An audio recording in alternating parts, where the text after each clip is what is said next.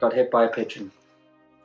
So 27th of August 2017, I was on the way to work on my motorbike, come around the corner, and before I knew it, a pigeon struck the side of my helmet, knocked us off into the fence. And I remember hitting the fence, but after that is a blur. I got knocked out, and when I got knocked out, I accidentally bit my tongue.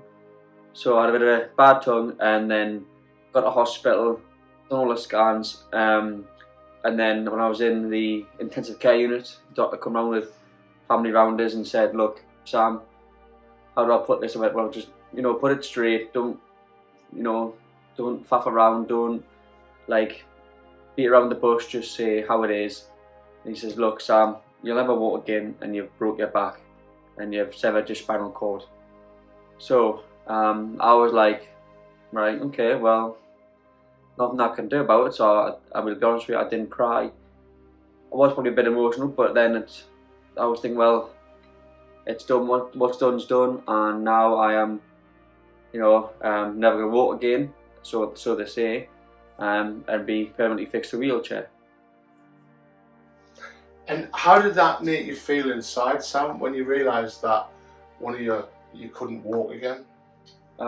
It was a big shock, but obviously I knew what had been done. I knew I couldn't change it, so I just was trying to come to terms with it all. It was quite upsetting when it eventually started kicking in hospital. But then I thought, well, what's done is done, and I'm not going to let it change who I am or what I do or what I love in life. So I come to terms with it quite quickly, but it's still hard sometimes to this day when you realise what happened and how quick it just changes like that. And tell us about your passion for motorsport. Right, so my passion for motorsport started at a very young age. I was 4 years old. The first time I got into it, motorbikes for example, was when I came downstairs and my dad was watching it on the TV, and I was 4, and I just clicked on it and started watching it with my dad. And then after that I grew and grew up wanting motorbikes. My stepdad had one, my uncle had one, and I used to go on the back of my stepdad's. And then I wanted my own, kept asking for Christmases, can I have my own, can I have my own. Eventually got to 16, got my licence. And then started trying to buy my own bikes. I've had 3. Wish it could have been a lot longer, but I just clicked on them. And then ever since then I love motorbikes, rally cars, Formula 1. Ever since I was 4, just started watching them, and then that continuously grew. And then like I say, my favourite was from MotoGP, Valentino Rossi. And then like I say, he's been my idol since I was little. And then like I say, collecting all the helmets that I've got up on the wall, posters, the models behind us, gloves. My bike was a Valentino Rossi replica at one point. So it's just grew on a passion from then, really, just from watching it with my dad on TV. How does it make you feel that you can't ride a bike anymore? On a daily routine, it's not nice in the summer, I'll be honest. It's hard. However, I have ridden a bike after my accident a couple of times, and I've been on quad bikes, and I am trying to get back on the road with a trike once I convince a few people to try and let us buy one. But it is hard in the summer when all I used to do was go out on a bike, and I see other people on the bikes and I'm thinking, I wish that was me. But I'm glad I still got the experience of having at least 4 or 5 years on the bikes, doing what I just love, riding them when I was in a bad mood, upset, or whether I was just out for the day. I used to be on mine 5 times a day, So when I had the accident, I was living with my dad's here anyway. Thankfully we didn't have to do too much, so we already had a downstairs bedroom, but we did have to get it extended out. I think it was about 4 or 5 metres. We had to put a decking in, a lift, and then the wet room, which is over here, we had to get all this adapted, but thankfully we didn't have to get too much. What sport did you play as a kid, Sam, before your injury? So I've done a range of sports really. The main one was swimming, so I was a very good competitive swimmer. Swam from 3-year-old. First started doing like lessons when he was a kid at Concordia, and then gradually built up to swim for North Tyneside for about 6 years. Done all the competitions, medals, that sort of thing. So the main one was swimming, but I also done like football, done a little bit of rugby in school. If you had a choice between team sport and individual sport, which would you choose? Team sport, definitely. Because I think if you're in an individual sport, whatever that may be, I think if you're just concluded to yourself, you're all about yourself. Where for me personally, I want to be around teammates. I want to help other people. I want people to be able to help me as well and help each other get better. That's why, like I say, even though like swimming's a team sport because you all help each other out in the races. Wheelchair rugby, you all help each other. You all help each other come better. Football, you help each other out, team sport. So for me, it's personally a team sport that I'm personally enjoying myself, and it makes me feel better when I can help other people and other people can help me. When did you hear about wheelchair rugby?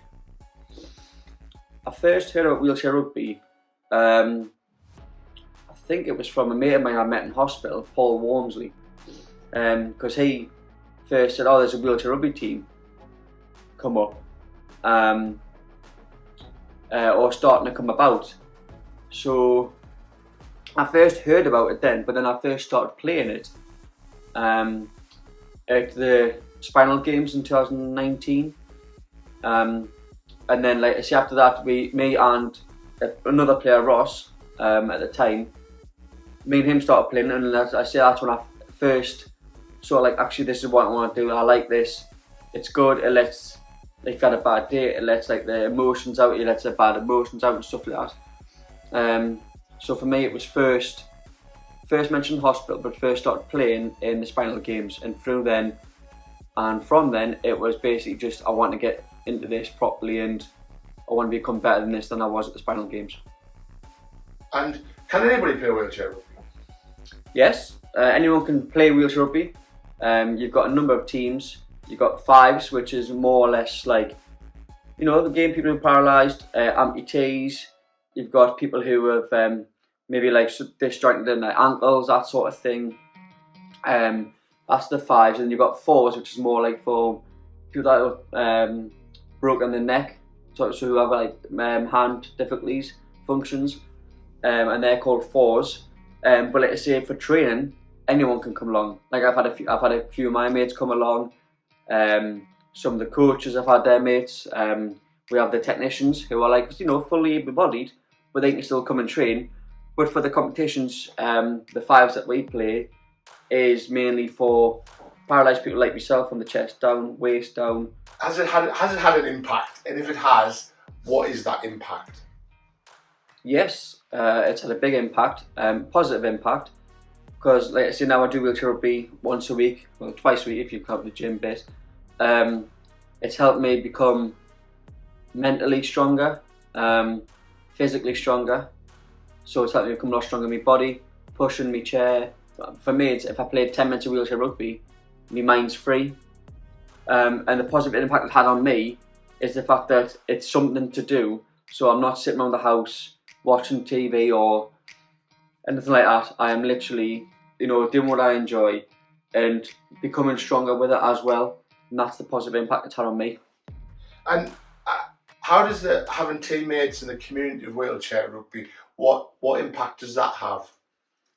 It has a very positive impact, because like I say, everyone's in the same situation as you, so you can all get along, you can all talk about the same things, you all feel included.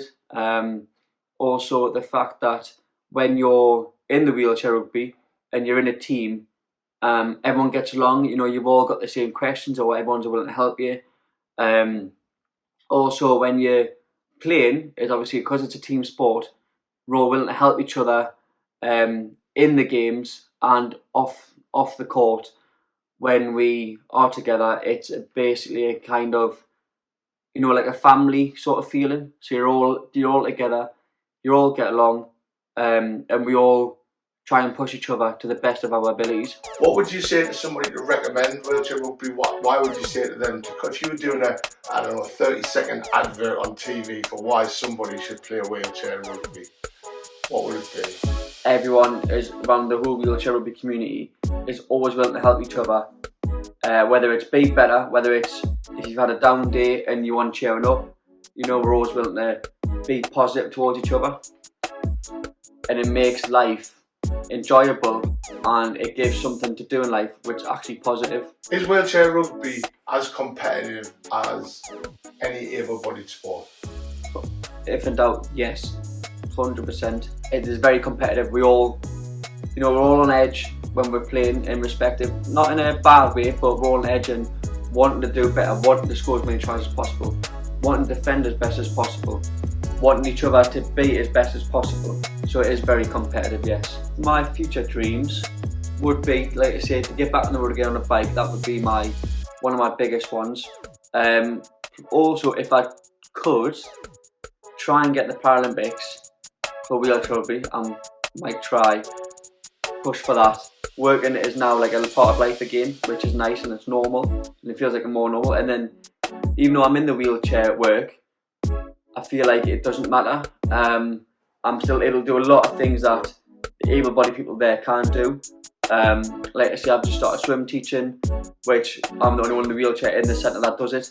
But because you're on reception and you're swim teaching, it feels like you're also helping out people, which I like to do. Let's give it a try. And like I say, I've always said to myself, if I can earn better money, and honest money, more of it, working, than being on the benefits, I'd come off the benefits straight away. And then when I found this job and started working properly and started enjoying it, I come off the benefits straight away, and that was, like I say, a good positive mental change for me, because I achieved one of them goals that I always said I would achieve in hospital. Have a think and describe wheelchair rugby in 3 words. Life changing, physically demanding, very, very enjoyable.